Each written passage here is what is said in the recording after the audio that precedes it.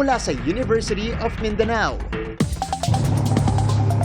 Ang Portable Fire Exterminator na kayang lumikha ng shockwave sa pamamagitan ng sound vibration.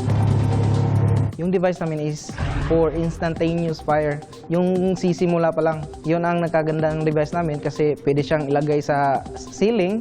Pag may na-detect na fire, kayang extinguish kaagad. So, meron tayo ngayong speaker/amplifier na siyang mag-create sa atin o gagawa ng sound wave. Papaganahin natin ang lighter. Ayan, nakikita natin na meron siyang apoy all the way.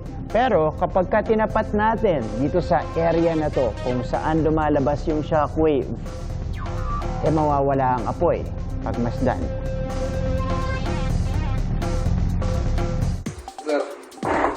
Inaral namin na mabuti ang design